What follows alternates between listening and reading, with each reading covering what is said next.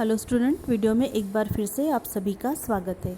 ततारा वामेरो कथा में हमने अब तक देखा था कि लोगों के बोलने से या वामेरो की माँ के बोलने से ततारा कितना गुस्से में आ गया था और उसने अपनी तलवार से ज़मीन को फाड़ना शुरू किया था। आगे देखते हैं।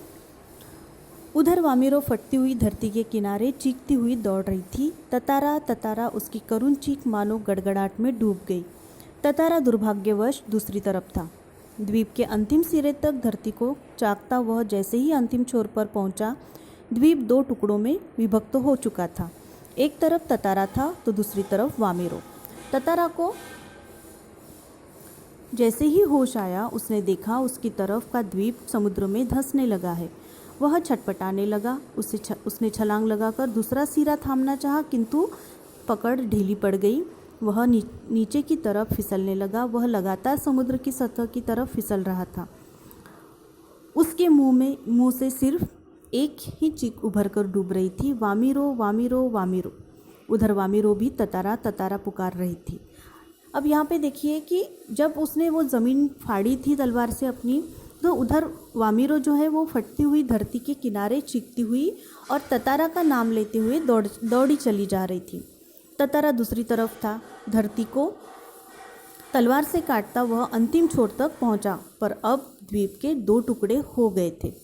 एक तरफ ततारा था तो दूसरी तरफ थी वामेरो। ततारा को जैसे ही होश आया तो उसने देखा कि जिस द्वीप की ज़मीन पर खड़ा है, वह द्वीप अब समुद्र में जा रहा है, खिसक रहा था। वह खुद को बचाने के लिए छटपटाने लगा। उसने दूसरा सिरा थामने के लिए छलांग लगाई। उसकी पकड़ ढीली पड़ गई।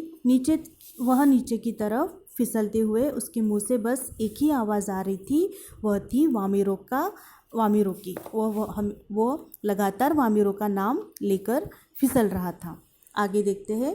ततारा लहूलुहान हो चुका था। वह अचेत होने लगा और कुछ देर बाद उसे कोई होश नहीं रहा। वह कटे हुए द्वीप के अंतिम भूखंड पर पड़ा हुआ था, जो कि दूसरे हिस्से से संयोगवश जुड़ा था।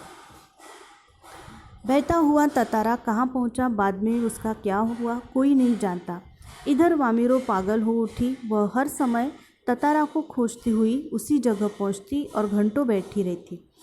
उसने खाना पीना छोड़ दिया। परिवार से वह एक तरह से विलग हो गई थी। लोगों ने उसे ढूंढने की बहुत कोशिश की, किंतु कोई सुराग न मिल सका। आज न ततारा है न वामेरो, किंतु उनकी यह प्रेम कथा घर घर में सुनाई जाती है।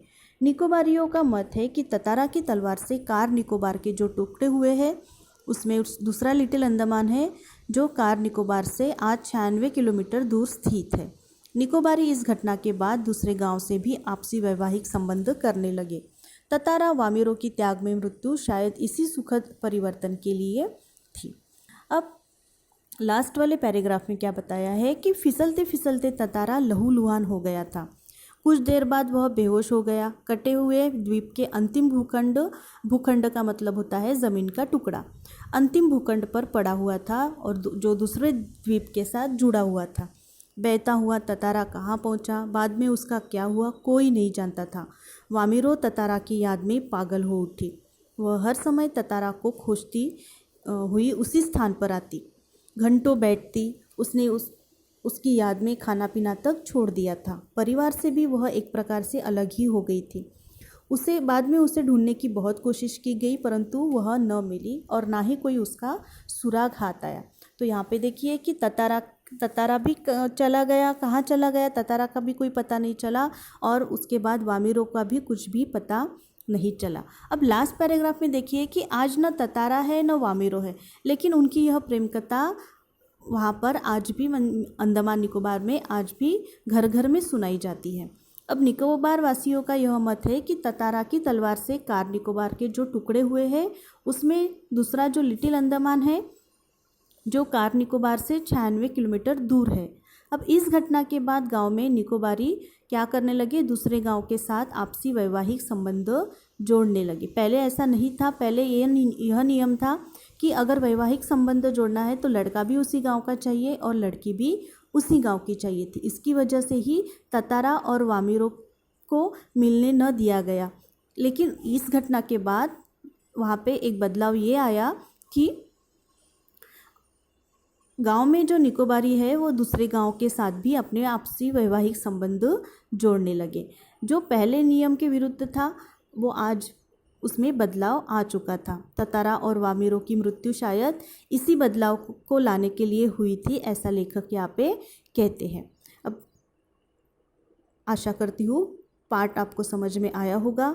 जो एक प्रेम कथा थी इसमें हम देख सकते हैं कि इसमें समर्पण, मर्यादा, संयम, क्रोध और सामाजिक प्रतिबंध हमें नज़र आया। तो इस तरह लेखक जो है लीलाधर मंडलोई, इन्होंने इस कथा को बड़े ही रोचक ढंग से हमें बताया है, जिसका नाम था ततारा वामेरो कथा। धन्यवाद।